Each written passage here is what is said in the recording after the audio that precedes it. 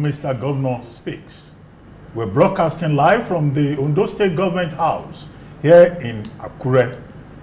And our guest, who is also our host, is the Governor of Ondo State, as you well know.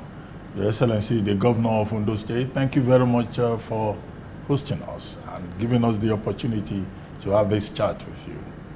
You're welcome. Thank you. Now, for the next 2 hours, we'll be, having an interesting conversation, as I hope it will turn out to be, with the Governor of Ondo State, Governor Lucky Orimisan Aiyedatiwa. And on this panel, we have 4 of us. To my immediate right is Kayode Okikiolu from Channels News. Kayode, you're welcome. Thank you very much. Well, I'm Ruben Abati from Arise News. And just on the other side is Kayode Akintemi. Kayode Akintemi is Managing Director of TV Central. And next to him is Babajide Kolade Otitoju. Babajide Kolade Otitoju is the Director of News at TV Central, TVC. Your Excellency, once again, well, let's start by congratulating you. It's a series of congratulations. First, on the celebration of your first year anniversary, 1 year in office, having won the elections in 2024. Then congratulations also to you and the people of Ondo State. This is the 50th anniversary of the creation of Ondo State, 1976 to 2026. And then congratulations, one of your Ondo State indigents has just been made the Minister of State Finance, and that's Minister Taiwo Oyedele. So the people of Ondo State have every reason to celebrate. But let's start with 1 year in office. Now you have this agenda, our ease, the legacy of Aiyedatiwa Odiron. Can you tell us how it has been in terms of the highlights? How has it Diron for the people of Ondo State? What has your experience been like? Thank you, Mr. Ruben Abati of Arise Television, and my brother Kayode Okikiolu from Channels Television. I also welcome another Kayode Akintemi from News Central, and our Otitoju, Babajide Otitoju of TVC, and welcome to Ondo State. Let me thank you for taking our time to have this chat. Mr. Governor Speaks. It's been a month of celebration for us, those are the February month, which have just ended. Like you rightly highlighted, this year, February the 3rd, was when Ondo State celebrated 50 years of her creation. And it was a real festival for us. And with so much joy, looking at the journey so far, and then renewing our commitment to the vision of the founders of Ondo State. And that, was made clear to everybody, even in that celebration. We tried to look at the journey so far, what Ondo State have been able to achieve in the last 50 years, the different administrators, both military and civilian, the last 50 years, and their major impacts, what they've been able to do, what it has taken the state through. And for me, that is now at the saddle, taking, stock from what they have done and moving forward from there to see what we can also do by renewing our commitment. Not just myself alone, but for every Ondo State indigent. So, that being said, also the month of my 1 year as an elected, the 7th democratically elected governor of Ondo State, 24th of February, and for just 1 year. And we also had that, with an investment summit to see what we have been able to do in the first year, and then what we are looking forward to deliver to the people the mandate that was given to us. So we also take a stock at that point for 1 year anniversary. And just as we move into the month of March, the first week also, Mr. President also increased the number of ministers, and another one from Ondo State. Fortunately, it's also from the same local government, the Minister of Interior, as Akoko Northwest, Professor Taiwo Aiyedatiwa. We cannot be, it's a season of celebration and joy for all of us. Now, like Radley asked, what has it been like, in the last 1 year? It's been a mix, of pressure to deliver, and also the support of the people that, and their patients also are working together for us. It's been a year of taking that mandate that was given to us and using the authority of the office in terms of and the resources available to actually to make life more, to make life easier for the people. That is the Aiyedatiwa, so that life can be easier for the people in every aspect, every sector of the economy. And we've been able to do a lot within the first 1 year in every areas of the society, in education, in healthcare delivery, in agriculture, investment, the economy itself, education, and every area we have touched in terms of infrastructure. In fact, we have done a lot in that area, and even though some of those infrastructure will not happen in terms of completion within a year, but we've laid a lot of foundation that we'll continue to build upon as we start the second year. So it's been, even in security, which is one area that is very, very important to us here in Ondo State, because we know that it's only a secure state, a state that is safe and peaceful, that can be an investment destination. And for us, being the gateway into the southwest region from Ondo State, especially with insecurity that is happening in the country, we take that very, very seriously. Our security architecture we review from time to time to ensure that we're able to put measures in place to make sure that our people are safe and our state is peaceful. So all of these areas we have touched, just in general, just at a glance, like you had Governor, we'll still get to all those issues that you mentioned and try to get more details.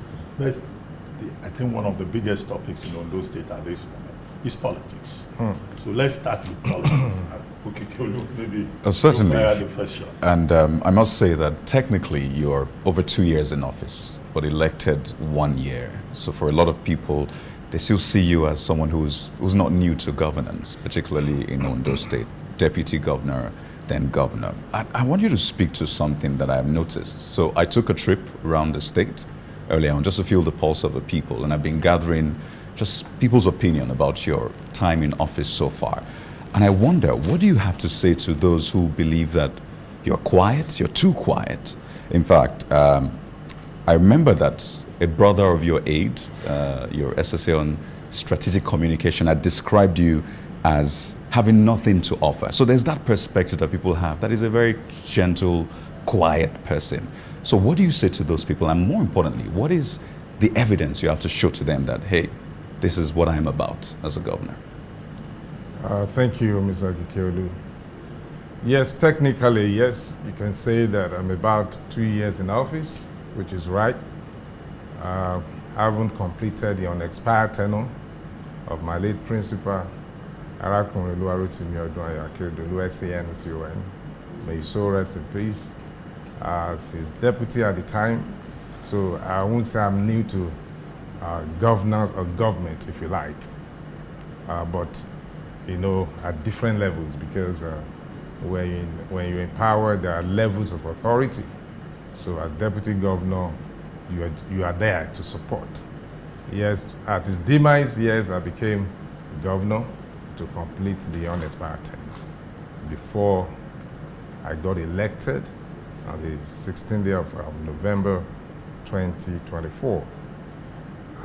Yes, as human, we have different dispositions towards issues, and even our characters differs, and the way we respond to issues also differ. For the fact that somebody is quiet and unassuming doesn't mean on the just at a glance doesn't mean doesn't have an inner strength. You can't come to sit on this seat as a governor, without knowing what you're doing. And the kind of mandate that was given to me by the people of Ondo State on the 16th of November 2026, no governor that has ever ruled this state has gotten that kind of figure and that spread. The entire 18 local government was won, and with a figure of about 366,781, that no governor, elected governor, has ever gotten that kind of spread and figure. That means the people of Ondo State, they saw something that a lot of people didn't see, and they are getting it now. It's not about talking, it's not about making noise, it's about what you can deliver to your people. If you want to run it, Ondo State is one of the most peaceful and safest states in Nigeria because I carry peace. I'm a symbol of peace. I'm not a brawler, I'm not a fighter, but it doesn't mean that I don't have enough strength. I action than making a lot of political noise. Yes, politics is about noise making sometimes. The people will make the noise, the followers, the people on the street. By the time they see what you are doing, drive around the street of Akure. The people are talking about it. I don't need to be the one to blow my trumpet sometimes. For the people, whatever they see, they will talk about it. And part of the strategy, really, to know that I'm not that quiet the way you think I'm quiet, is what we're having today. So that the world can see, the state, the nation can see that this is Ondo State governor. At least this is the first media chat I'm going to have since I became governor, apart from normal interview. But you have to have something to tell the people before you begin to assemble. Okay. I have something to tell now. I haven't been in the office. Technically, 2 years as elected governor for 1 year. Because if you want to go to market, you have to have substance you want to sell. So I can talk to the people. I haven't prepared myself with a lot of things that we have done, like I said, in the various sectors of the economy. So this is the time to talk, and I'm here to talk. Your Excellency, Mr. Governor, congratulations once again. Thank you. I was right here in Ondo State not too long ago for the investment summit, and I can also congratulate you on that one because I think it was a success by virtue of what I saw, the quality and caliber of people that showed up for that investment summit. So let me ask you then, because 2 years in office, 1 year, like you said, as taking the rest of the tenure of the late Governor Akeredolu, and now your first year in office. The question will be, politically, how do you want to be defined in the next 4 years? What do you want when people become governors? They know what they want to do, and they know what they want to be defined as, and they're intentional about it. What is your intentional substance that you want to be used? Do you want people to define you as? You see, government or governors, if you like, covers the entire spectrum of the society. Security, agriculture, the economy, yes, power, and every other aspect of the economy, which you know. Sometimes, because you have to deliver to, and all of these aspects are very, very important for human existence. So you have to touch every one of them. So sometimes I find it difficult to say I am this in terms of what I want to give to the people, because every aspect is very, very important. Having said that, the whole, at the end of the day, the people will be able to judge that when Governor Aiyedatiwa was here as governor, these are our experiences. Let them, by their experience, let them tell the story. Let them tell the story, because I believe every aspect is it the medical sector. You have to provide good medical service to the people. Security, we are known for that already in Ondo State, and I'm keeping the, the fire on. I've just recruited 500 additional Amotekun personnel to further strengthen our security architecture. So that is there. But there are some areas that Ondo State have not touched before that I'm touching right now. That is in the area of bitumen exploration. Maybe by the time I will be done, I'll be able to have been able to do a lot in that area. Because Ondo State has the second largest bitumen deposit in the world, next to Canada. We've been talking about it, but we have never done any exploration. Right now, 2 companies are doing exploration at Irele. Those licenses are owned by Ondo State government in partnership with some other partners, companies. The exploration is on, which is the first stage of bitumen mining. That is there. Secondly, the deep sea port that we are pursuing. It has been in the pipeline for many years. Agagu talked about it. Mimiko talked about it. Akeredolu also started something. The God port declaration, even though it was a bit faulty, that I have to now pursue to get it, amended. Now we have signed the MOU with those who are going to build, operate, and transfer to the state. Very soon they will be, at the end of this month, they will be coming to be on ground fully, to break the ground. If I'm able to also build that, at least I will be remembered for that. That the one who turned the economy of the state around. The overall benefit of having a deep sea port in a state. The refinery, if you could recall, the current Dangote refinery was to be built in Ondo State at the local. But for some reasons, the discussion among the leaders at the time and investors, because the local then was a marriage between Ondo State and Ogun State, partnership.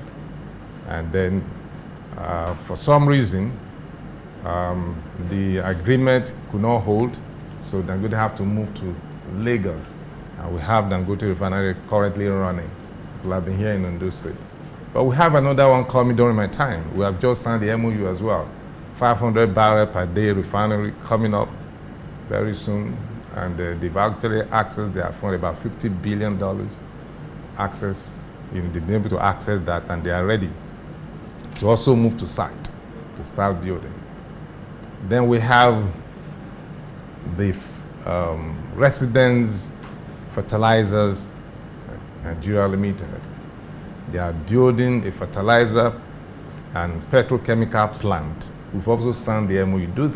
These are 3 major projects that if I'm able to achieve this during my time, which, we've got into a particular level that they just need to move in and start, working. And I have 3 years left for this very tenure. And I'm sure the work they will start before the 3 years we end, they should have been able to start producing or running the port, as the case may be. So even if they have not been able to finish, but I've gotten to a point where everybody will talk about it, that this was brought by the time they will be talking about it at that time. But during the tenure of Governor Orimisan Aiyedatiwa FCA, that we had all of this in place. I think it's a good thing to be remembered for. Yes, thank you, Your Excellency. Ruben has already nudged us to move into politics. Right. So I'm going to be asking you political questions, about 3 questions rolled into one. You had your state congress some days back. How would you describe it? Would you say, the way it went, would you say that Congress has further united the party in the state? Secondly, there are those who accuse you of marginalizing a section of the party in the state. In fact, they say it openly that you are marginalizing the die-hard Aketi supporters, as if you were not an Aketi person yourself. How would you respond to this claim of marginalization? And then the final question is, at the time when you were facing those vicissitudes, 25 members of the House of Assembly signed for you to be impeached. Was there any time during that period that you felt, oh, this may eventually not come to me? Thank you, Bajide Otitoju of TVC News. Politics is all about interest, the way I look at it. And in politics, there are diverse interests that are being pursued by different actors. For us in Ondo State, we are very, very active politically. You know, that goes to that question again that they seem as a very quiet person that could not hurt for years, with a very good heart. But we in Ondo State, we have the Ondo State spirit. Every one of us carry that spirit. Very resilient, very active, and we don't give up easily. You know, we keep pushing until something happens positively. So that is in us. Talking about Congress first, before talking about division, whether the Congress has helped in uniting the party or has further divided us. I'll go, I would track backward which you mentioned, when I was deputy governor and when I was about to be impeached. Let me take you from there, because of division and being united. At the time, that was when I can tell you that the party was divided, because different people were pushing for different agenda. And I can tell you, for those who are members of the cabinet at the time, if the truth should be said by every one of them, it was a known fact or truth that my late principal even endorsed me on the day of our inauguration, when I was his deputy, on the 24th of February 2021, where he made an open declaration which is still documented till today, when he was trying to interpret my name and was talking about how I'm going to move on from deputy governor. If you are going to move up from deputy governor, you won't go back to commissioner. You are going to move to become a governor. So that is the import of that statement. You move on from there, that he has to come down for me to grow and all of that. It was said, it wasn't part of his speech. He was moved and he spoke into the future, which eventually has happened now.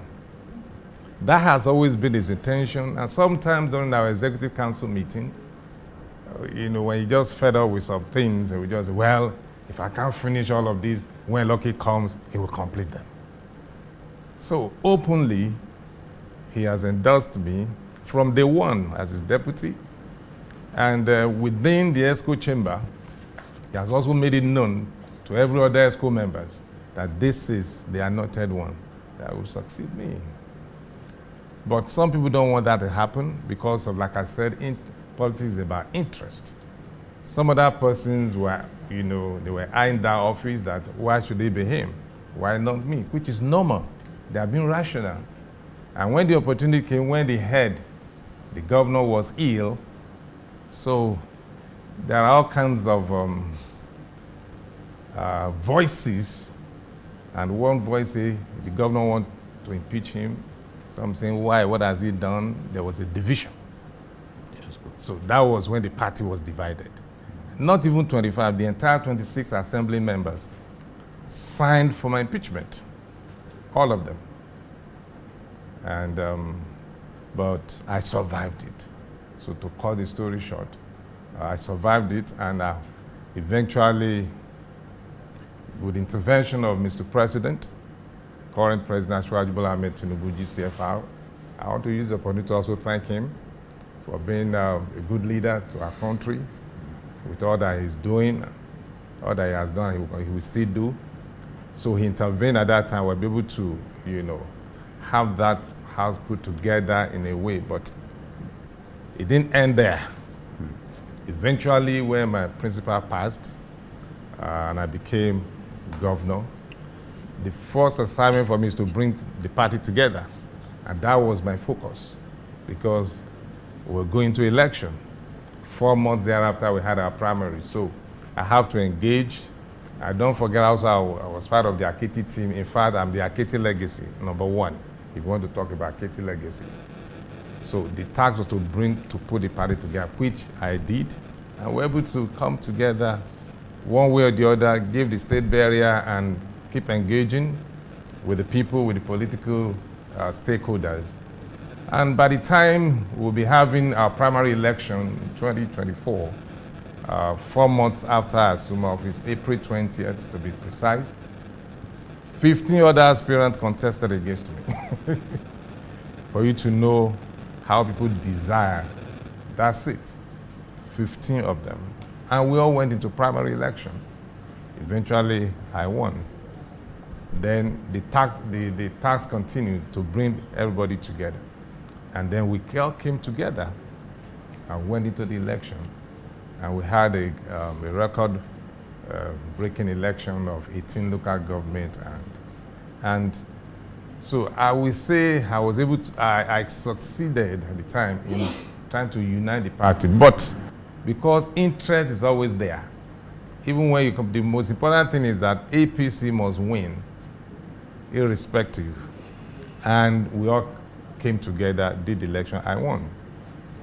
In terms of appointments, I ensure that all the leaders, critical stakeholders, they have stake in the government, inclusivity, a sense of belonging. So when I was to appoint my aides, I actually asked the leaders to bring names from their various local government, and I also continue with the tradition of having leaders meeting, but with a new way of doing it. I instituted quarterly stakeholders meeting to be able to bring everybody together every quarter. Okay. When I came to power, it was 10 per local government. I increased to 20 per local government to 30. Currently, we are running 60 leaders per local government having quarterly meetings, try to bring the party together. So that has been running. But now for the Congress, just to now zero in on your question, whether it has further, divided or united the party. The party is not divided. APC is one. APC is one. We are not divided, but interest differs. When it comes to the presidential assignment, that is in terms of election that is forthcoming, the entire Ondo state is APC. We don't even have a position, because the last PDP governorship aspirant that contested against me has defected into our party. He's with us. So we don't have any other than APC. So for president, it is one APC. Even for governorship, even right now, if the time I'm going to run or anything, because it's one office, it's just everybody will support. It's only now that people want to go into Senate, House of Reps, House of Assembly. You have different people, for one office, maybe for Senate, Northern Senatorial, you have 5 aspirants. and having having followers that are different. So there will be push and pull. That's what we are seeing. It's not as if the party is divided. We are not. So going to the Congress, different aspirants want to become chairman of the party, secretary, and all of that. So you will see that push and pull happening. And we have gone into the Congress. We had the Congress. So the party will eventually release the result, because that has not been announced, but we had our Congress at the ward level, the local government, and at the state. So all of that has been done, but we are not divided. APC is one in Ondo State. Okay, Governor. Well, except that many observers, commentators, members of your party will not agree with you. And that's why I said politics is hot in Ondo State at the moment. And there is no better demonstration of that than the last Congress in the party. Now, there are persons who are making two allegations. That one, that you are uncomfortable with the growing influence of Minister Olubunmi Tunji Ojo in this state. And they say that the reason that his influence is growing is that because of the people who worked in the pre-election workshop, that when people work in a workshop, they should also chop, but that you are not allowing the chop to go round. So they said you have now created a gap, allowing Minister Ojo to fill the gap. And that during that Congress, there were persons who were on his side, and there were persons who were on your side. Hence, that argument about court injunction, about people who are on the other side who are saying, no, Section 85 sub 3 says you cannot inquire into the affairs of a political party. That's one leg of the conflict. The second part of it is that some people are saying that although Ondo State is not going to have gubernatorial election until maybe 2028, but that you are interested in running for election again to have another shot at the governorship position. And some people have gone to court and they are saying that no, you cannot do a third term in office in the light of Section 182 of the 1999 Constitution, reference being the fourth alteration of 2016. Those are the two major controversial issues. I would like Your Excellency to respond to those. What I said earlier about marginalization. Are you bringing everybody? Can people really say that you are marginalizing a section of the party in the state? Somebody even asked me, said, ask him what is his relationship with Aketi's widow. All kinds of questions they were sending to us because they knew we were coming to you today. Oh, no. Thank you. Let me first of all say, like I said, APC is one in Ondo State. Indivisible APC. Like I said, we have different interests being pursued, and that is politics. And it's not, synonymous with just Ondo State only. Every other state, we have all these, push and pull among leaders. Though everybody in authority at different levels. I'm governor of Ondo State by the grace of God. Bumi Tunji Ojo is a Minister of Interior at the national level, another level of authority. And everybody desire to become whatever he wants to be. The level playing ground is there for all. But the party is the platform through which, you can seek political office, either to be elected into one position or the other. Growing influence, yes, there's room for growth. I grew to this point. Some other person have to grow also. You cannot, in politics, you can't stop anybody from growing. Depends on his strategy or method of engagement.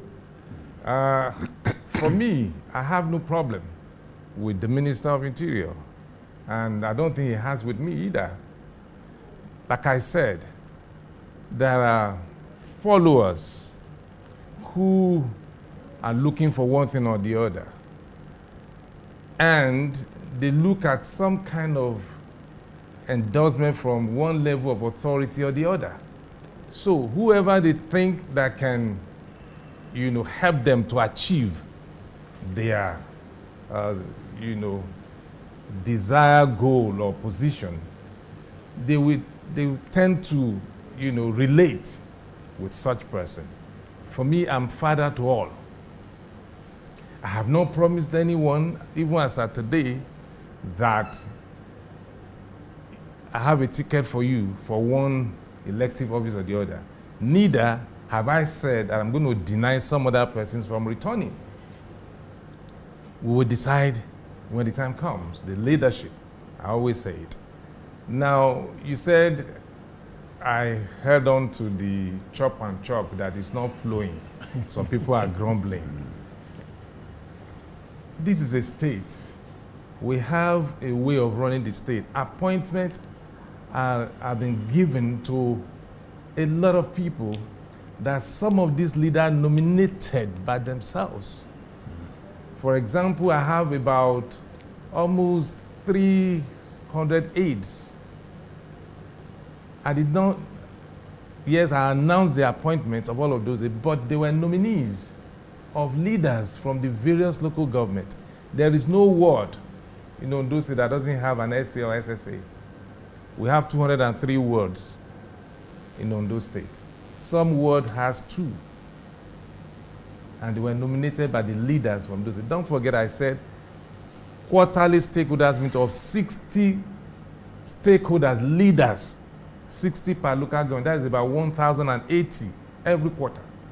We deliberate, we discuss. And they will also be, supported with some kind of logistics. Before I became governor, then when they come, they give them just 10,000 naira. I would say it as, for logistics, for coming. But today, when they come, it's more times 10 of that. They get like this, so, and they come every quarter. That is part of, having time to meet, to talk about the administration, the party, politics, and having that sense of belonging. Whatever they don't like, they will say it right there. And they bring suggestions and all of that. So it is not a case that one person is holding on to the money. They get salary, all of these people. We have LCDA chairman, and we have I think 51 LCDAs, apart from the 18 local government. There are chairmen, there are councillors, so the money is flowing to everybody. They are getting legitimate salary. The almost 500 aides also, they get interest, running grant, and they get their salary. So how am I holding the money? And they are nominees of all of these leaders. It is only, people will always complain. The minority will always complain. But the majority are happy with what we are doing, and that is politics. You cannot give appointment to everybody. The one you gave SA last year is pushing to want to have SSA. The SSA want to move on to become special advisor or cabinet member. He has one, he wants another. So he'll be complaining. So that is insatiable want of human nature.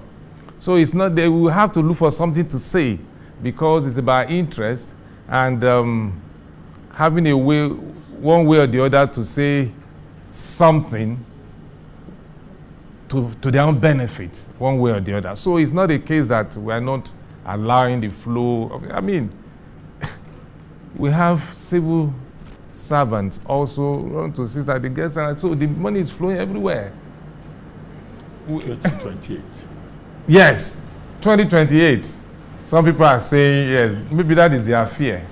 And they now went to court that, if 15 as a sitting governor, 15 other aspirants contested against you, what do you think when they now see that, okay, there's fourth alteration?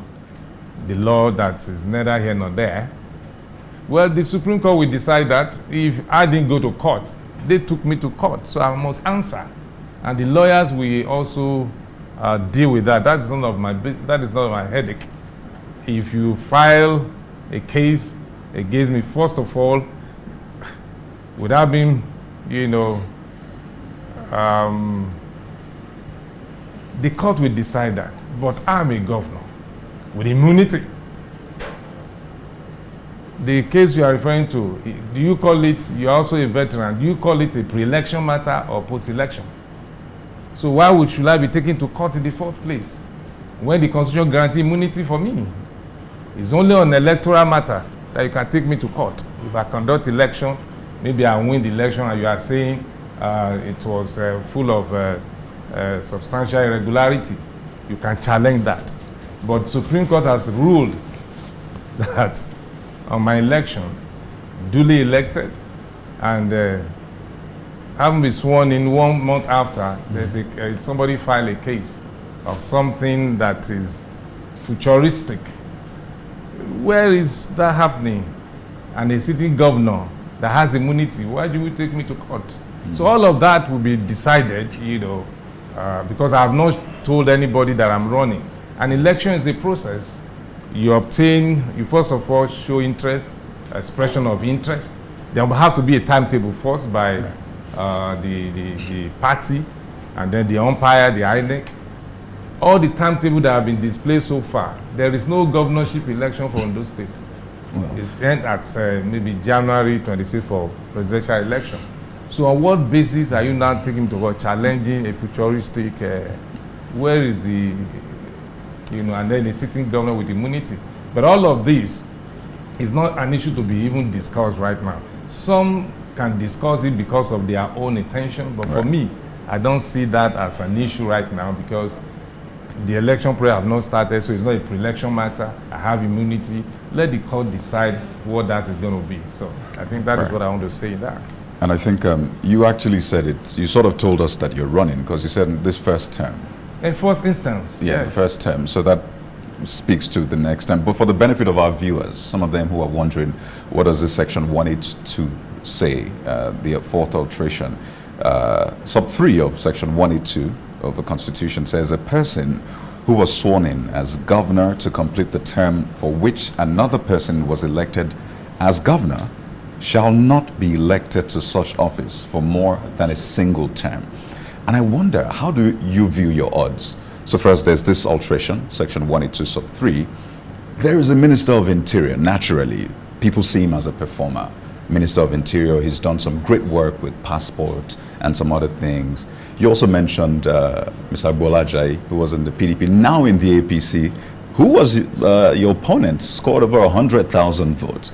So it looks like all the odds may just be against you from the constitutional bit, from the support from your opponents as well. Don't forget that they're still hungover opponents who are in the House, some of them who were against you then. So yes, we know that you're going to try to run for a second term. But how do you view your odds, really? Don't be too sure. No, you already said it, first term. So that says there's that is exactly what I'm saying. Even if you have a point to run for one time, this is the first time. Yeah. So you're planning to do a second That is the term. first time I'm running for election. Right. As elected governor. Which means there'll be a second. If the law permits. You will have said only term. Huh? You will have said only term if you don't plan to run again. You see, the thing is this. The law is the law. I'm not the one that will interpret the law. And wait till that time when I come out and say I want to run. Then you can take me to court. Actually, what that section says clearly is that a governor who completed a term of a predecessor cannot be sworn in twice. That's what it says. Cannot be sworn in, more than twice. So that means if you've been sworn in as acting governor, and then you've been sworn in for a substantive term, then you cannot have a third oath of office. But as you said, Governor, let the time come. They will decide. Now, let me even ask this. Since you are going that way, he quoted it rightly that he cannot run for that office for more than one term, which it was clearly stated that then the aspect of taking an oath 3 times. You see, different lawyers will talk about these same acts, argue differently. I'm not a lawyer, and I don't want to go into that discussion of, but I've heard, because I'm the person in question, I've read different kind of positions of comment, from different commentators, somebody asks a question that if that unexpired tenure is 2 months, will you count that as a term? If it is 1 week, will you count it as a term? So those are issues. Now, when you're saying taking oath, somebody also said that the oath that was taken, not as an elective, that the act was talking about somebody not to be elected 3 times. That is what they're trying to get, exactly the spirit of that. So you have different, but like I said, I don't want to go into all of that. Let the law, the judiciary, they are the one who interprets the law. Let them decide if there's anything like that at that time. But for now, I have not declared that I'm running an election. There is no timetable. There is no expression of interest. There is no nomination form. That will now make it a pre-election matter. And you are going to court. On what basis? Where is the course of action in this? And also, I have immunity. You can't take me to court except on election matter. And I have not declared for any election. Where is my nomination form? Where is my expression of interest? Why are you taking me to court? That case should be struck out. Seriously. Yeah. You brought it up, so we need to talk about it. And you are a lawyer, so you should be able to know better. I'm not a lawyer. I only read comments of people. Yes. This one. But one thing I know is I have immunity, and I have not declared for any election. All right. I think with the agreement of the team, we had agreed that there are areas that we want to dwell on, and I think security is the second issue we wanted to address. So on the issue of security, Your Excellency, the last time I was in Ondo, just a few weeks ago, I heard quite a few of the members of your government. They practically were thumping their chests that Ondo State is one of the most secure place to be, because all the people that came to Ondo by air, by road and everything, they didn't need any security for them to be able to drive around the town. And even Kadi went into town, and I don't think you saw any problem as such. So if it is true that this state is very secured, I'd like to know the security vote of the state. How is it being used to secure the state? And while talking about that, I know that a gentleman called the Are Gani Adams, who is the head of OPC, had consistently said that there are challenges in some part of the Southwest. And I think he specifically, I can't remember, please don't quote me on this, but I think he specifically mentioned that there are bandits and cattle rearers who are deemed to be troublemakers that have situated themselves in some part of Ondo State, and that there is serious concern about that. I don't know whether this is a fact. You're the Chief Security Officer of the state. Would like you to help us understand, are there such things happening in Ondo State, especially when you look at what happened in Owo recently? Thank you, Mr. Akintemi, for this question as regards to security. We read a lot of things in the social media. I do see them too. And let me first of all say that there is no country in the whole world where you have 100%, that is 100% secure in terms of absence of crime. So there is nowhere that is crime-free in the whole world. But the degree of response and what you do when such isolation cases happen is what you use in measuring, sometimes how safe that particular community or state or country is. Yes, even though it's been said or judged by all that Ondo State is one of the safest and peaceful states in Nigeria, it is true. But that doesn't mean we don't have isolated cases once in a while. which we deal with, you know. Like you already mentioned, during the time of my late principal, sometimes in 2022, June the 5th or 6th, if I'm not mistaken, we have the terrorist attack at St. Francis Catholic Church.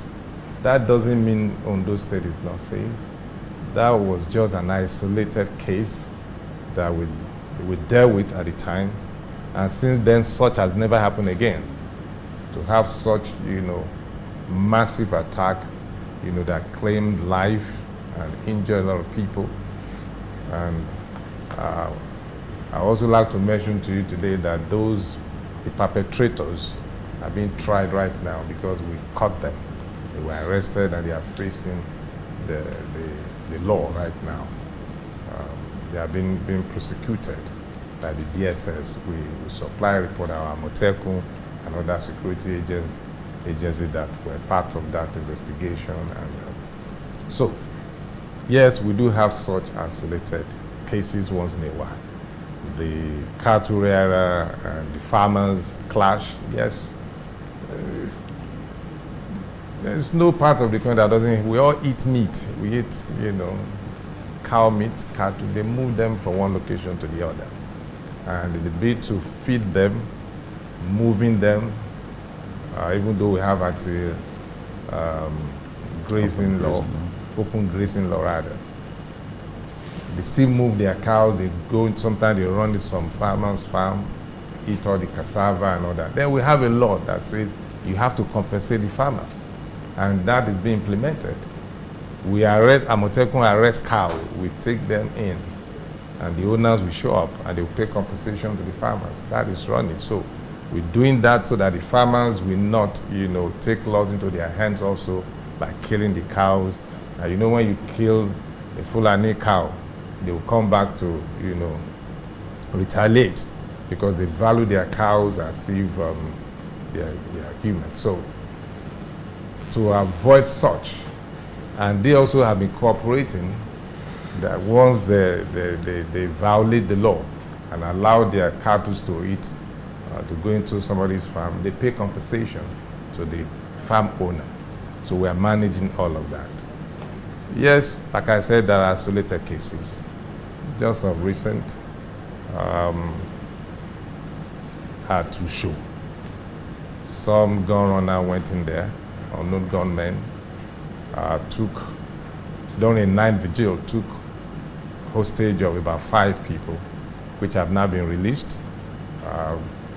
The security agencies have to move in and all that. So we have such isolated cases once in a while. Then kidnap for ransom. It's a bit rampant at the time, but we have dealt with that. That has reduced considerably. Where some people within inside will just kidnap somebody and they will be calling for ransom. That's also, it's not like bandits per se. That doesn't mean that there are no bandits that are trying to make incursion into the state. We always resist them. We've arrested several of them, load on truck, and then we profile them, we ask them to go back. So all of these have been happening. But at the back of the forest, if they are there, well, let them remain there. But we will not allow them to come into our state to create problems for us. So that is there because they are moving from different locations, especially with the current posture of the leadership at the federal level, the president and the security agencies at the federal level, with the new ways, the new approach to insecurity. Okay. So certainly new approach, yes, Governor. yeah. But we'll have to take a short break. When we come back, we'll still stay a little bit more on the issue of security before we move on to economy, tourism, infrastructure. Well, we'll take this short break. We've been discussing with the governor of Ondo State. We'll take this short break, and then when we return, the conversation will continue. Stay with us. We'll be right back.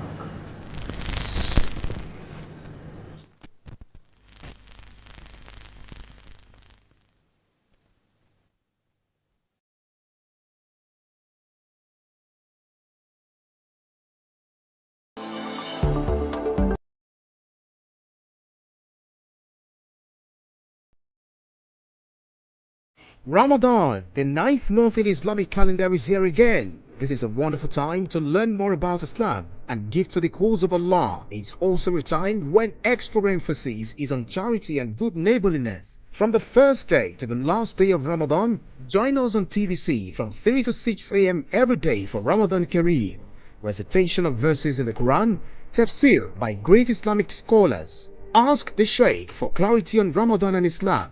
What's more, you can learn and win great prizes on the Ramadan quiz segment, all spiced up with soul-stirring nasheed. Asking for a sign from you, cause I'm so broke inside.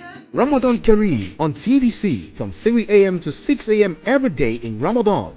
To participate, call or visit our marketing department, TVC Communications Limited, Eko Atlantic City, Victoria Island, Lagos. Telephone 0708 066 8003 or 0708 066 8004. You can also log on to www.tvccommunications.tv. Ramadan Kareem. Experience information and entertainment like never before as TVC Breakfast takes your weekends to a whole new level. Introducing TVC Breakfast Weekend Edition, your ultimate source of thrilling sports updates, insightful political analysis, and captivating entertainment news. Stay in the know with what's trending, catch up with the latest in sports, and immerse yourself in the latest buzz from the world of music and movies. Your weekends are no longer just days off, but moments packed with knowledge, excitement, and enjoyment. TVC Breakfast Weekend Edition, only on TVC News.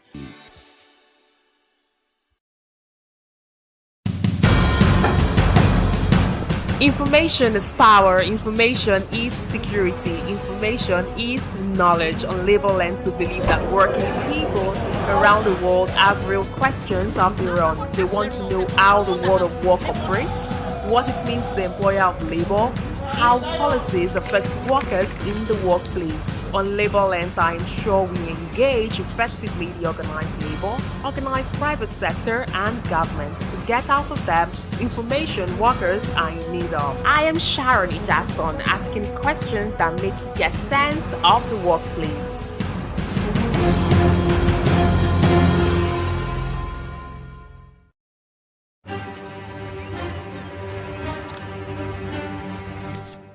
Every clash of ideas begin the same way. Differences could be a disagreement. Two voices, two views, standing apart. Or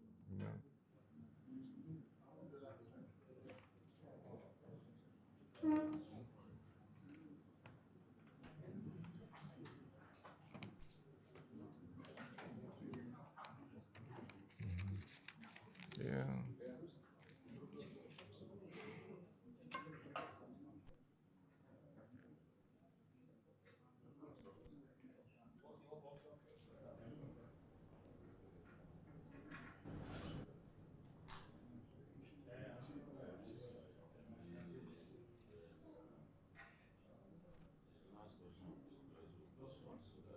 No problem. Yes.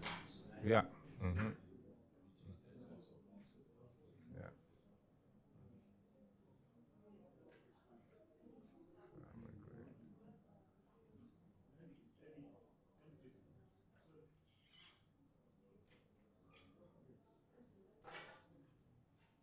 That's farmer great.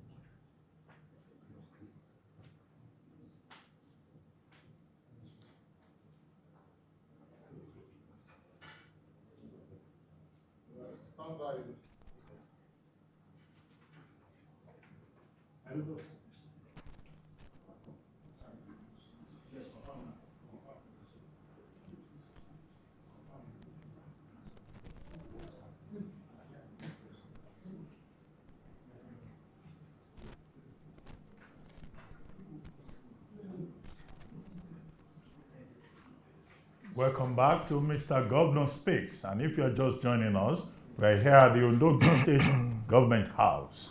And our guest is the governor of Ondo State, Governor Lucky Orimisan Aiyedatiwa. And for the past hour or so, we've been discussing various issues about Ondo State, and particularly its stewardship, since he won the election in the state in November 2024. Governor, thank you very much for staying with us. My pleasure. Well, you were talking about security, how safe Ondo State is, and the efforts being made by your administration. Well, if you may just continue from where you left off, and then also tell us about state police, which is also a major subject in Nigeria today. So still on security, especially with what Kayode Akintemi mentioned about security votes. Yes, security vote is meant for security.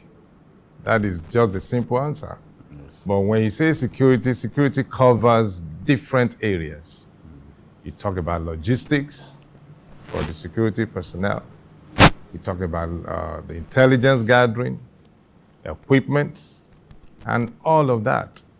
You know, the welfare also of the security personnel, apart from their normal salaries, because of the kind of work they are doing. And this covers all the security agencies in the state, not just the police, not just the army, because all of them are involved. The joint task force, the collaboration among all the security agencies in ensuring that the state is safe. And in this time that we are in, security is very, very key, is major in what we do because of the insecurity in the country. And when you say security in the country, it's not just Abuja. It's the states that make up the country called Nigeria. And Ondo State has its own fair share of this. And so we have to ensure, for us to ensure that the state is safe, it's a whole lot of work. And it's not, there are some of these things we cannot be divulging here in the public, or there are security matters that you know, you don't have to let out of the bag for the public. But the security people, we meet regularly, the Security Council, to discuss issue of security and how to best, you know, address some of this. So, and our own homegrown security body, the Amotekun called Southwest Security Network, has been doing a lot, and which is talking about state police. That is a version, if I can say, of state police, because the work we are doing and the way Amotekun is structured, the recruitment into Amotekun, the personnel are drawn from the various local government, the 18 local government. And when they are trained, they are returned back to the same local government to serve, because they are from there, they are resident of that local government, they know the terrain, everybody seems to know everybody, so to speak. So they know the flashpoint, who and who issues, and all that. So they can easily track, you know, incidents that might want to happen in their local government and report to the center. So that has made Amotekun to be so effective, and that is why the response of Amotekun to any crime, it has always been very wonderful, and they have been being backed up by other security agencies, because Amotekun, the way it is, they have their limitation in terms of the equipment they can carry. The law do not permit them to carry certain kind of weapon that they can use to actually defend themselves.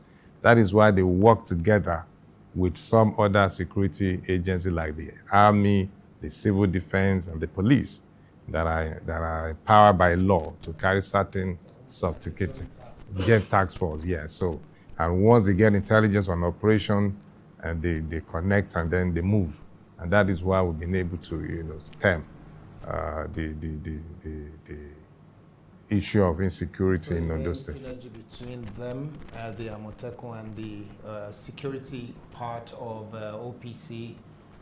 Or is just only the OPC, government-established?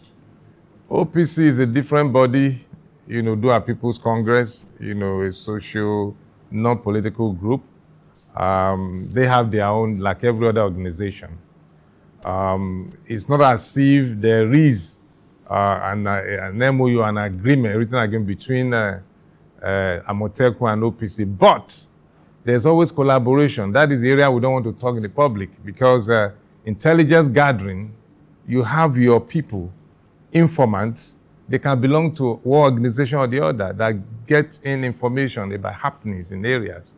And then when they want to go on operation, we have the local farmers, local hunters rather, who knows the forest that are working, with our people. So they can engage anyone in the society that could be of help, in terms of intelligence, in terms of operations. So how they do that is known for the, operation people. But OPC is there. There is a group that has their own strength in whatever they are doing.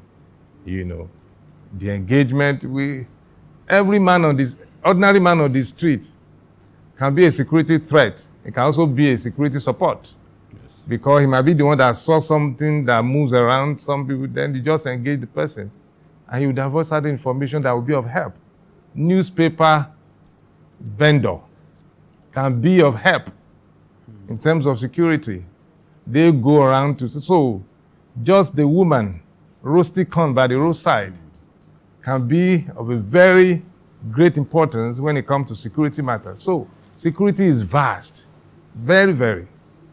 So the people in charge, they know where to go to when they need something. They can go to any length, raffle, any kind of security threat or operations they want to get involved in. So, okay, let's go to education, because you talked a little bit about your big plans for the economy. We want to know in which areas you've really made an impact in education here in Ondo State. And then we also want you to talk about what is happening with Rufus Giwa that you've not honored your word right now. In education, we have done some work within the 1 year or so. We have, for example, we have renovated a lot of our schools and built more classrooms so that out-of-school children figure can reduce. That at the primary school level, the collaboration between the state government and the federal government, where the state government provide counterpart funding, and the federal government also we access certain fund for primary basic education that is being used to build schools, to renovate schools, and then to support primary school education. We have done that. We are, in fact, Ondo State is one of the best states in that category if you check the data state by state. Not only that, we recruited teachers into our primary and secondary school. Record has it that in the last 15 years before I came on board, the state has not recruited secondary school teachers. And I came on board, I recruited about 2,150 teachers to cover the gaps. About 1,050 for primary school, 1,100 for the secondary school.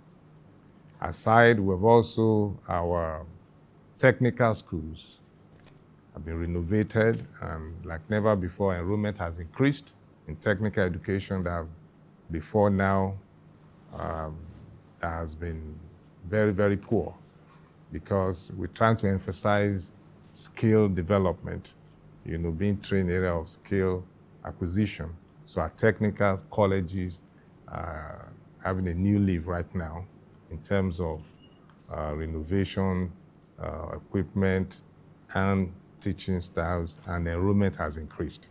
Now, going to tertiary institution, we have increased the subvention to our tertiary institutions so that they can pay their salaries and meet other overhead costs. Yes. We did when we came on board.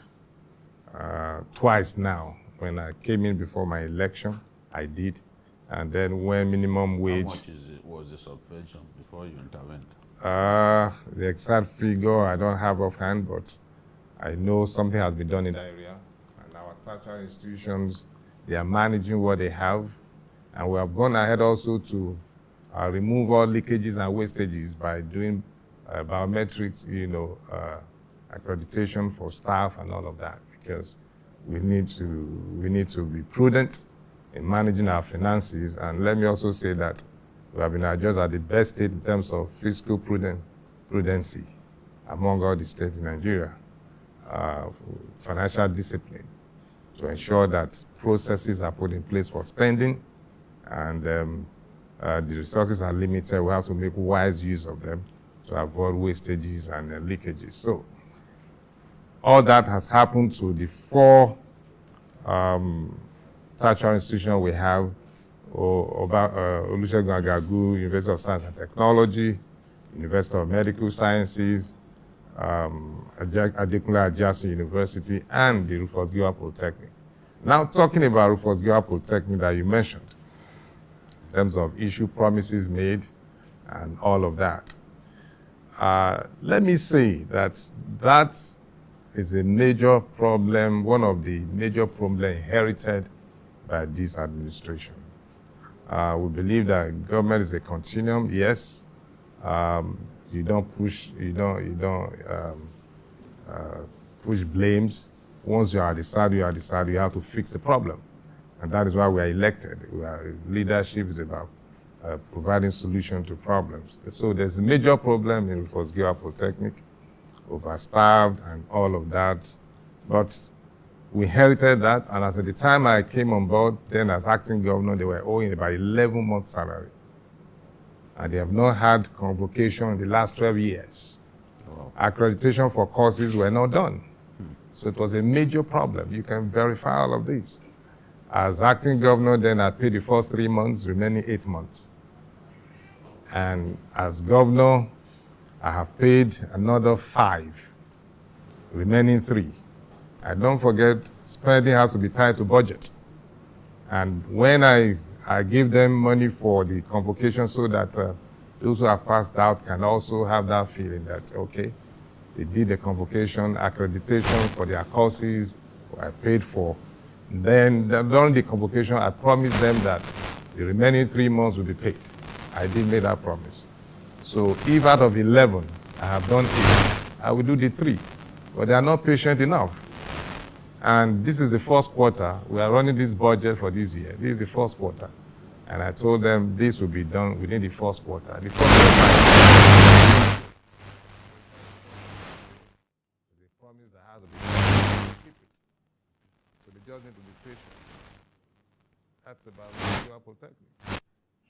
Well, Governor, still on the issue of education, there is a photo book, a coffee table book that I was reading. It's titled Lucky Strikes, and the publication is to mark your 1 year since the last gubernatorial election.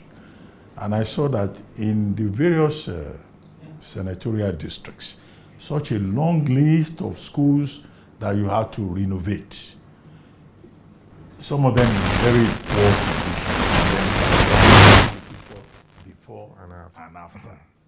The same thing with hospitals, complexes that you had to renovate. And I asked myself that, okay, in education, from what you have listed, you've done a lot. The one that I particularly even like is one school called Government Technical College, Okitipupa, which, just had up to about 500 plus students matriculating, with the emphasis on technical vocational skills, something that we urgently need, not just in Ondo State, but in Nigeria generally. But the question is, okay, all these buildings being renovated, all these structures being rehabilitated. So what happened under the Akeredolu administration? Will you be willing to share part of the blame, for whatever oversight may have occurred under that administration? Because if you are doing so much, renovating so many schools, then it means that the administration before yours, of which you were a part, either did not pay enough attention and you suddenly realized it and you are correcting that oversight. Let me say this. The last administration worked. I can never say they didn't work in terms of renovation of schools. Yes. Resources available is what can be used to actually do some of this work. The resources are limited and they have alternative uses. That's basic economic definition by Adam Smith. Relationship between the ends and axioms which has alternative uses. So the resources available at the time was what was used for all the projects. He constructed roads. He renovated schools as well. The counterpart funding for SUBEB, which is the basic primary education, all that, were done. Unlike now that we're able to access more funds to do more. Yes, I would say that. So Ondo State is benefiting from the removal of subsidy? Definitely. All the states in Nigeria, not only Ondo State, all of us, all the governors get more allocation, even though cost also has gone up in terms of the revalue of money, but that doesn't mean we are not getting more allocation. So it's just like saying there is no government that will come to power that will not construct roads. Every government constructs roads, and it's never enough. Everyone will be building roads. Either you renovate the old, rehabilitate the old one that has gone bad, and you do new ones to add to it. The same thing, facilities over time, wear and tear, if you like, you call it.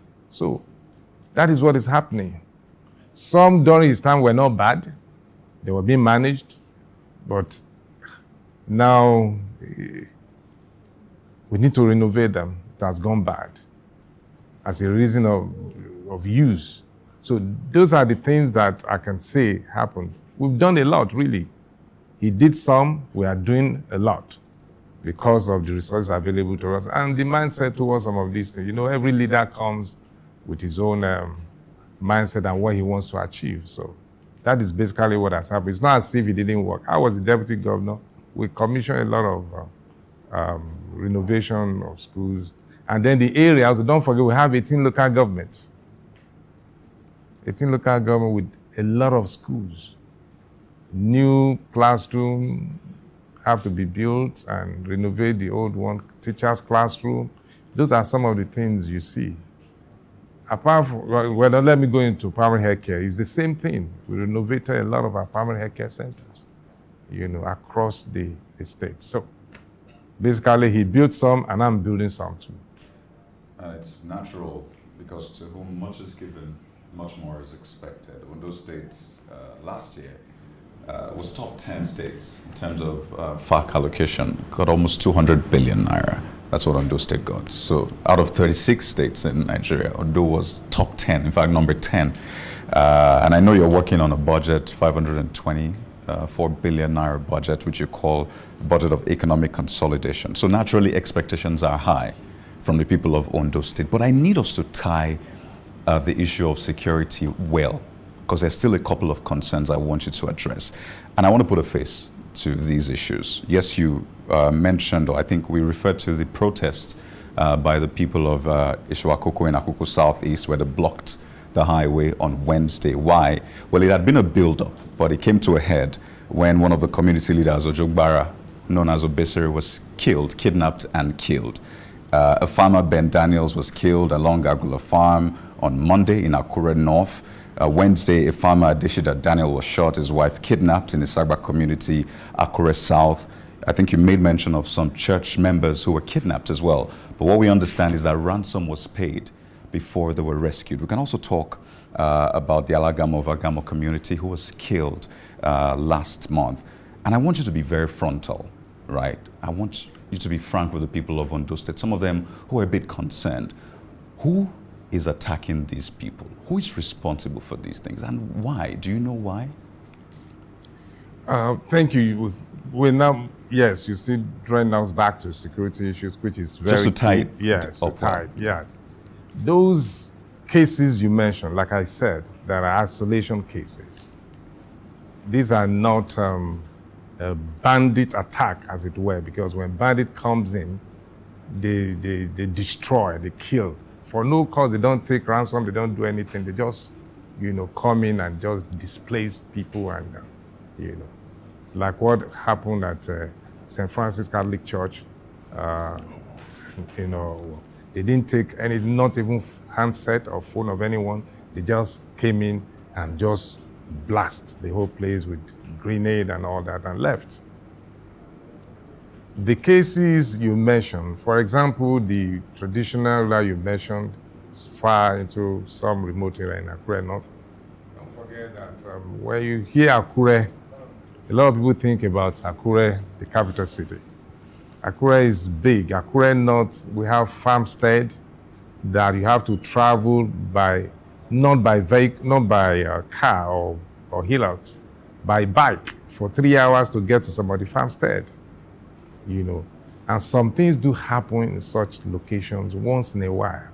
And our Motekun Rangers, they have base and camp in those forests. I have to say this. These are some things we don't disclose. They operate in those places to ensure that every aspect of the state is covered. But you cannot run away from some isolated case. Some are tied to land issues, succession in terms of who owns land and who wants to be the baile of such location among the same people in the same community. That was what happened in that case. The police report is there. The other ones you mentioned, a friend called other friend to follow him to somewhere. He left his food and he followed him and then was killed. That is not bandit. Those are crimes within the community. So you cannot run away from such as well.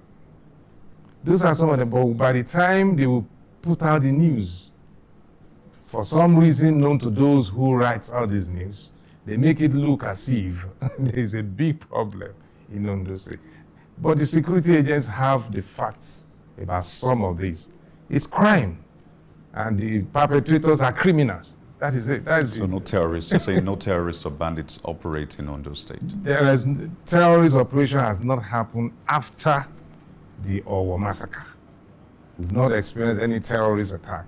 They will show issue that you said the parents of. I said that we have isolated cases of kidnapping for ransom. That is wrong. It's happening, but we have to engage. The security agencies have to engage to be able to ensure that those who are kidnapped are released, the victims are released, and then they put a trail on those who are perpetrating that act.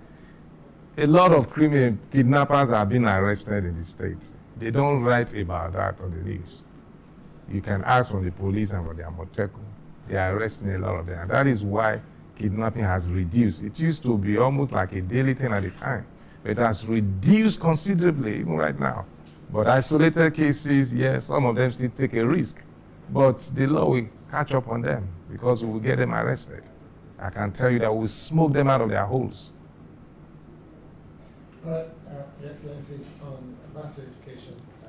I know that what Kadi brought up, very, very important, and he mentioned specific cases, which is quite important that we do in conversation like this, because those who are affected, they're the ones that are yearning for us to ask these questions. So let me move very quickly. Your budget 2026 indicate that 64.5 billion was allocated to education. And Ondo State is ranked in the top 10 in terms of literacy and numeracy, one of the most enlightened states in Nigeria. And also another organization ranked Ondo State as joint 13th in terms of education. Now, all of those rankings are fantastic when you say that Ondo State is doing well, especially when you look at the amount of money you are investing. I choose to use the word invest rather than spend. I don't see the money you spend on education as a spend. I see it as investment because that's the future. So my question will then be, what are the expected outcomes for you, and how or what strategy are you putting together to achieve that expected outcome beyond just renovation of buildings and hiring more teachers? Expected outcomes being, are you creating hubs that are going to get the next generation of technocrats, the next generation of IT experts? What is it you're doing, and what is your expected outcome? Thank you, Mr. Akitabi. Beyond brick and mortar classrooms and hiring style in the educational sector, expected outcome is for us to produce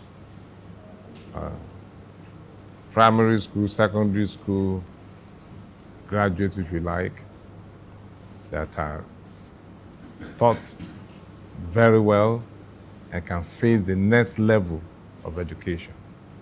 Now, preparing them at that young age, at that young adolescent age, secondary school level, so that by the time they are moving up the ladder, they have gotten the required knowledge that will help them to also succeed in their, next level of education.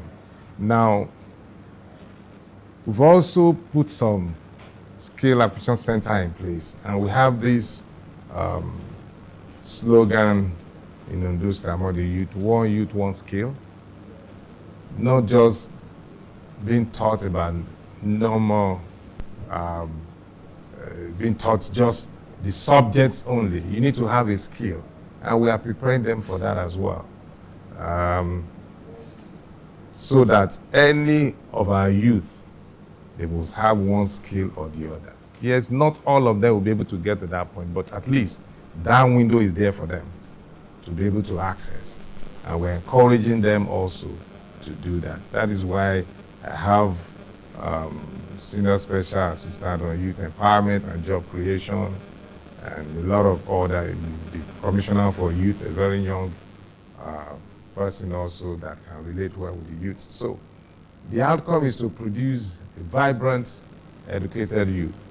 And that is already happening because Ondo State, when they go for any of these competitions among other states, we're doing very well. And we are known as a literacy state, like you already mentioned. So the truth is to produce well-informed young people that will be able to face the challenges of life in their next level. So what part of that budget is going to creating artificial intelligence hubs, robotic stations and robotic hubs for young people to learn about robotics? Are these things you're planning for the next 3 years, or they're not in your plan and you're thinking of it as too futuristic? The budget is not encompassing. Anytime such program is going to be organized, they present the memo and they get approval to train the young ones in digital literacy and every other ICT, courses. Don't forget, we have Ondo State State Information Technology Agency that from time to time organize programs and bring the youth from the 18 local government, drawn from some of these schools, secondary school. These are not primary, or secondary school level to engage, and the awareness is there. And there are other development partners as well that organize this kind of training for our youth. So we have development partners doing theirs, and then the state also organizing some of this. And we also have an agency, Ondo State Entrepreneurship Agency, doing a lot of work in training our youths, even young graduates, on entrepreneurship in different sectors of the economy. I will give them startup capital to be able to start their own business. And in the MSME clinic that is being organized at the federal level, there is no year Ondo State will not get about 3 awards among the best. So we are preparing our people, our youth, to be able to engage very well and make a meaning of their life. Yeah. Let's talk about tourism. Many people see tourism as the next frontier. When you look at what UAE has done with tourism, we have a lot of tourism assets in our country that we are not really bothered about taking advantage of. What are you doing in the area of tourism? Tell me about Araromi, for example, where the deepest point of the Atlantic in our country is located. And then agriculture. What exactly are you doing to ramp up agri production and fix food insecurity in our country? We have not done really much in the area of tourism, I must confess, but we have the mind. We are going to, this is the second year now, we have the mind of turning around, the various tourism areas we have in Ondo State.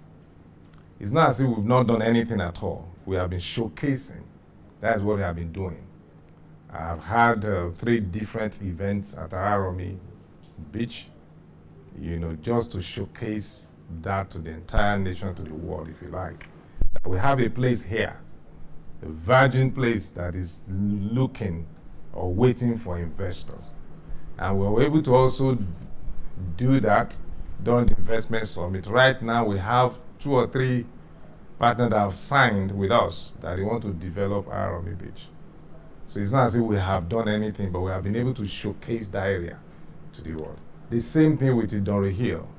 I think during the regime of His Excellency Dr. Olusegun Mimiko, Idori Hill Marriage Festival was a big event. But after that, nothing has been done. And that is an iconic tourist center, Idori Hill. Yes. We are also trying to do something about that. The first thing I'm doing currently is to dualize a road from Okearo to Idori, the first phase, so that it will be easier for people to move from Akure once they land into our airport to move to Idori, the tourist area. And then also the inherited project, that is Joka Road, that also lead to Idori. We are fast tracking. I think the asphalt lane is all going right now. The popular Joka Road that we were talking about as an abandoned project. It was an inherited project. The project is ongoing. It was not abandoned. Let me disappoint to say to viewers that the Joka Road will be completed very soon. The asphalt lane is ongoing, and it leads from Akure also to Idori. So creating different access to Idori because of Idori Hill. And we also awarded internal road that will lead to that hill, a 5 kilometer, part of the 5 kilometer per local government that we have awarded, so that the road to Idori from Akure will be smooth and will be easier for people to move in that area.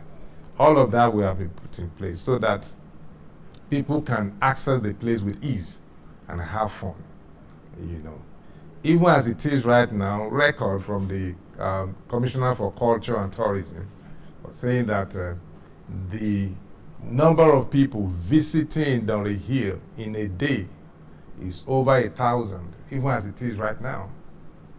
For you to know that by the time the place is put in the kind of the way I want to put it, to be more attractive and more convenient for people to have fun, the traffic will be huge. People will come from different locations to want to visit Idore here. So that is what we are doing right now.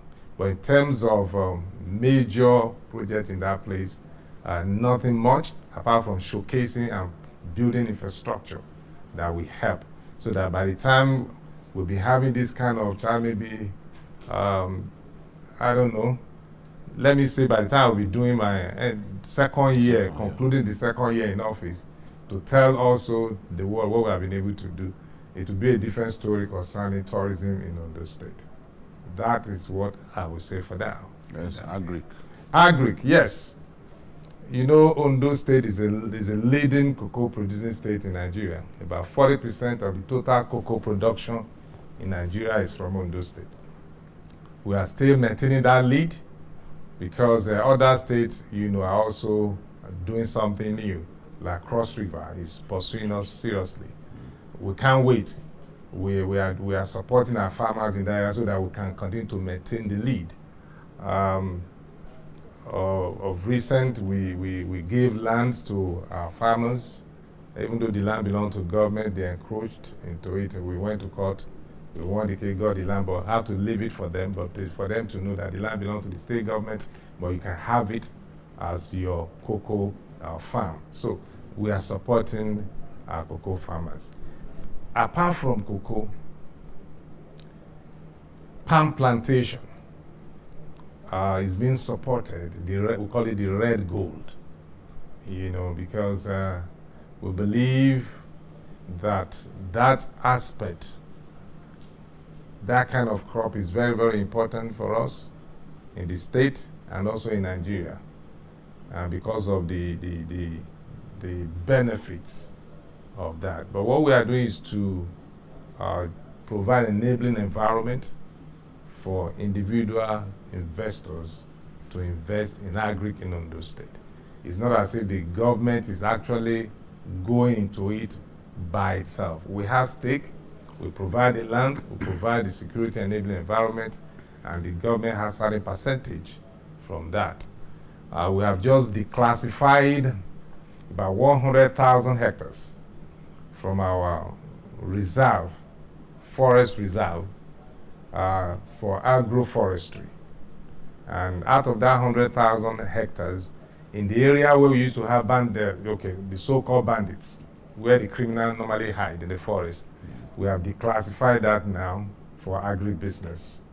And 30,000 of that 100,000 hectares have been allocated to Okitupa oil palm for their expansion to plant more trees for their palm production. And that place has been cleared, and if there were bandits there before, they have run away.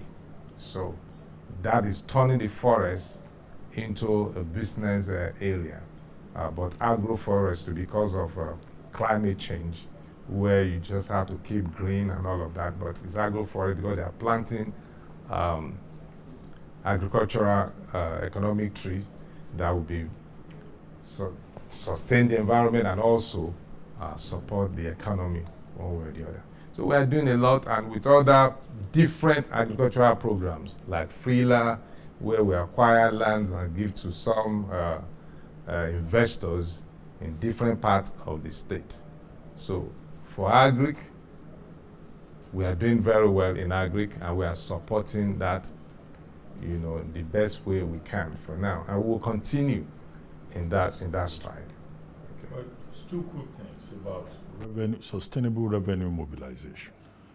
First, what's the IGR profile of the state, and what is the administration doing in that direction?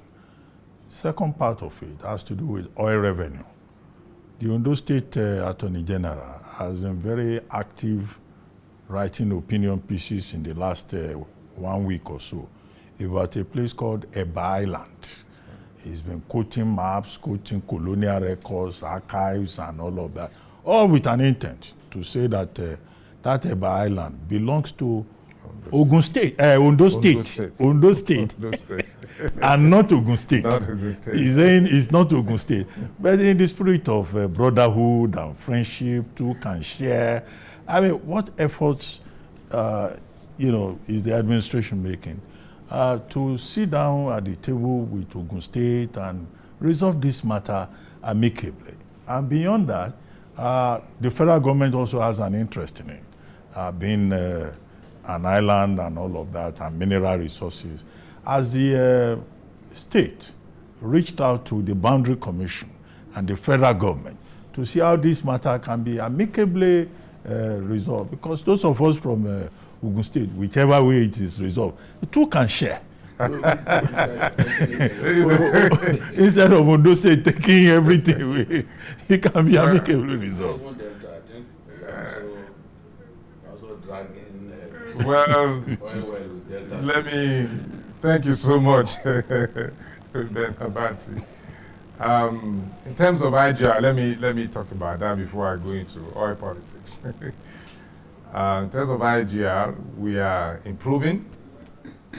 Is growing steadily and gradually, but it's only when you create more businesses or when more businesses are operating in your domain, that is when you can also have an increase in IGR. And that is what we are doing to make Ondo State very, very convenient and safe for business people to come investors, so that we'll be able to get more money in terms of tax and in the area of taxes that will be generated.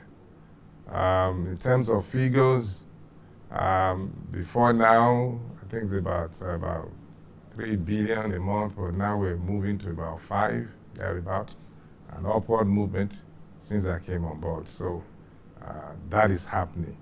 Now, coming to the oil, but the most important thing is that the IGR is growing, and we are trying to ensure that businesses are created, providing that enabling environment. By the time we have deep sea port groundbreaking, people will be positioning themselves into those states. And also the coastal highway from Lagos to Calabar is passing through Ondo State, and it's joining Ondo State at that corridor, the coastal, the where we have the longest coastline. That is where it's joining, and at that time, by the time that road is completed, from Ondo State, that is the Ilaje local government, which is my local government, to Ondo State, we just be about 35. To Lagos will be 35 minutes drive. It's so close. So, and you can see people living, moving down this way, but working in Lagos, or whichever way. And more business will be coming to this area, because Lagos is already, fully occupied in terms of landed area. So people are looking for other places. And since you can drive on 4 lanes on each side express road, come on, in 35 minutes, you live in some part of Lagos, you won't get to your place of work for 2 hours. So people can decide to move this area. So, and when that's happened, landed property, the price will increase, and housing and all that. So it has, a lot of benefits we accrue to Ondo State through that project. Now, talking about oil well, EBA, and all of that, the first thing we need to know is that every oil assets, well and all that, belongs to the federal government, exclusive list. But it must be defined that it's located in a particular state and a particular community. Host community, and then oil producing state, where we get derivation, and the host community get their own share as a host community. Now, the whole write-up and speakings and discussions is to be able to establish location, not who owns the asset. It's clear the asset is owned by the federal government, but the location must be defined. And we need to provide information to the public and to also the Boundary Commission, so that they can verify some of these documents and statements before they take certain decision of location. So that is the whole essence. It's not a roundtable discussion between myself and Prince Dapo Abiodun. We have talked about it. Sometimes he will say jokingly the way you are saying it now, that Aiyedatiwa, now, let us also have to become, he is longing to want to be part of oil producing states. But unfortunately, it's God's deposit. We are not the one that put the mineral resources there. It's nature from God, and it's located in a place. And from all you have read, you will find out that that place belongs to Ondo State. There's no two ways about it. So if Ogun has oil exploration company, they can drill in any part of the country. So if they are drilling in Ondo State, let them be drilling. But we know that it's on Ondo State and it will be, recorded for us at Ramfak that it's Ondo State. We are not saying they should not drill. What is money drilling? Government give license to oil company to drill. We have Sahara Energy drilling in Omuru and Ojumole well in Ondo State. We have Chevron having some platform in Ondo State. Opakaba is in Ondo State. Sahara Energy is there. Beta oil is what an arm of Odua investment is drilling. Corn oil is drilling at Bella well in Ondo State. It doesn't matter where you are drilling from, but let us know the location, the state, and the host community. And that's what we are trying to tell the whole world, that this place belongs to Ondo State, not Ogun State. Ogun State has oil license, drilling license, one of their company. It doesn't matter. They can drill from Eba. It doesn't matter. We won't chase them away, because if government give them that location, that the well we are giving to you is in Eba Island, that is where you should drill. They should go there to drill. The security agencies, the Navy, they will protect the oil assets. So if they draft Navy to that place, we are not at war, we are not in conflict. All we are saying is this place belongs to Ondo State. Simple, nothing more. Well, I know that the last has not been heard of this, but there's something they call, and I want to switch gears a bit, Mr. Governor. There's something they call political familiar spirits in Nigeria. So you have governors, for example, fighting their predecessors. It's a consistent thing we see. Or sitting governors fighting their deputies, or governors choosing to abandon projects of their predecessors. So I want this to link me to the legacy of late Aiyedatiwa. Around the LCDAs, for example, what is going to happen to them. I can even go as far back as some of the industrial strikes, Oluwa Glass, and all of that. What are you doing to ensure that familiar spirit maybe stops with you? And then the governor versus deputy angle. It's been said that your deputy has been staying in a hotel for 2 months, just got a vehicle of late. What is your relationship with him? Because we're hoping that what we've seen happen over time won't happen this time. Okay, thank you so much. For me, as governor of Ondo State at this time, there is no project that was started by my predecessor that will be abandoned. I will complete every one of them. Let me just quickly say that.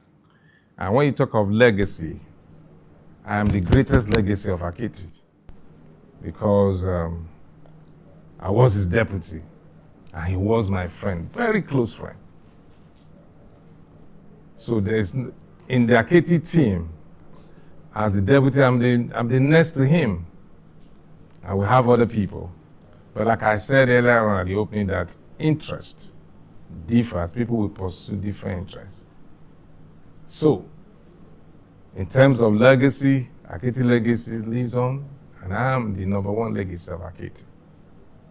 Because the first time in Ondo State that even though he did not physically present when I became governor in 2023 December, he openly endorsed me, and he also wanted me to succeed him.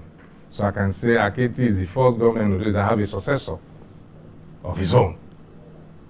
Because the statements are there, the records are there. And that's to tell you that when a governor, is able to install a successor, definitely he will carry on with the projects or all that has been planned alongside. And don't forget, I was also his deputy, so I knew a lot of the things that were being done at the time. So, in terms of that, it's on. Some of the projects he envisioned that he was unable to start, I started them. For example, the Judiciary Village that I've named after him on the day we laid the foundation. He envisioned it, he did a budget. I didn't change anything. He designed everything. He could not start, he could not lay the foundation. I started it from the scratch, and I'm not thinking to myself, and I named it after him. Towards the end of this year, that judiciary village will be completed, and it's named Oluwarotimi Akeredolu Judiciary Complex. So, and that is one legacy, that one thing that's so paramount to him, but it was it was a burden for him as a senior advocate to be able to build, a judiciary complex for the state, which I am building. Now, issue of the rivalry or quarrel between deputy and the principal, the governor and deputy, I don't have such. I and Akiti also, we didn't have that kind of case at all until when he was ill, and all the things that happened, he wasn't aware. He was not aware of all of those things. Just some things cannot be said here. There are statements he made and all that. Some people are witnesses to this, like the chairman of Nigeria Governors Forum, he's still there today, he's one of my witnesses. At the time I have to ask him to help me go see him. If this thing they are saying is true, he's a living witness. That is the governor of Kwara State. He came out and told me that the man said he had no problem with me. He doesn't understand what they are saying. What about this one? Well, they are two different individuals. Politics. Politics. Do you still speak with his wife? If she called me, I will pick her call. But she doesn't want to talk to me, so that's it. Let's leave it that way. So it's a choice. You understand? It's a choice. Okay. Now let's stay with my own deputy. You said at the time he was living in a hotel. Yes, when he came in newly, yes, he was living in a hotel because there was no accommodation for him at the time. I lived in my own house all for the 3 years I was deputy governor. There was no accommodation for me in the government house. He has moved in because I have renovated the deputy governor's lodge. So at the beginning, yes, he has to wait for the place to be renovated. Don't forget that we came into power not by our own design. I came in because somebody passed, which is a natural occurrence. It's not by election at the first. Okay. So that was what happened. So there's no problem between me and my deputy. He's living in the deputy governor's lodge in the government house. That I didn't have opportunity to, not because my principal doesn't want me, because there were no buildings. It was down. So he was not living where I'm living right now, the late governor. It wasn't because he started the new governor's lodge. I completed it and I moved it. He didn't have the opportunity to. So, Governor, we seem to have run out of time.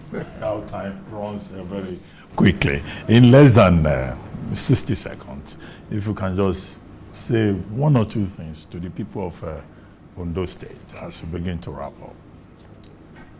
Thank you very much. Let me quickly say this to my people in Ondo State. Let me first of all thank you for your support, for the mandate you gave to us by that election of the 16th of November 2024 that produced I, my deputy governor, as your governor. And all our promises, we are beginning to deliver them. And we want to tell you that all the promises we made during our electionary campaign to your various local government and your community, we will strive hard to ensure that we fulfill all of those promises. I would just plead that you be patient. We are working. We cannot do everything at the same time. If it has not gone into your area, it doesn't mean it's not coming. We will be there. And also for the 18 local government road, 5 kilometers per local government, the design is ready. They will move in before the rain starts to ensure that we give you those roads that you so desire in your various local government. Safety is very important. We want to assure you that this government will not leave any stone unturned to ensure your safety is guaranteed. The security of lives and property, which is our primary mandate, We are focused on Well, that, on and that it's a note. burden on us. So we want to assure you that we'll protect you and your property as government. So thank you for your support and thank you for your patience.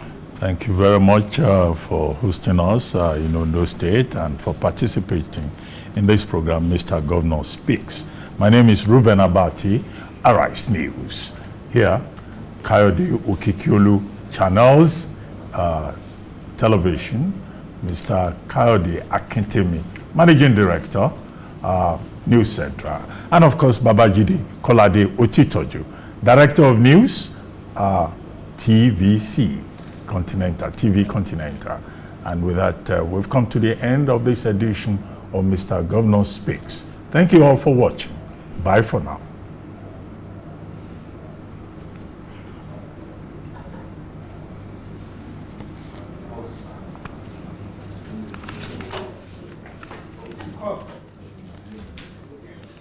It's a wrap. It's a wrap.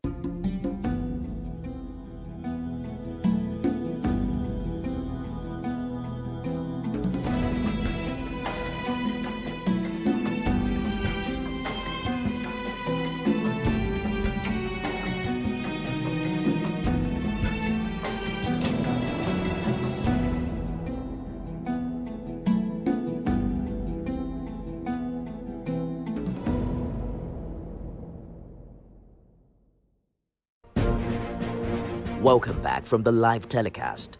We'll now continue with our regular programs. Stay tuned.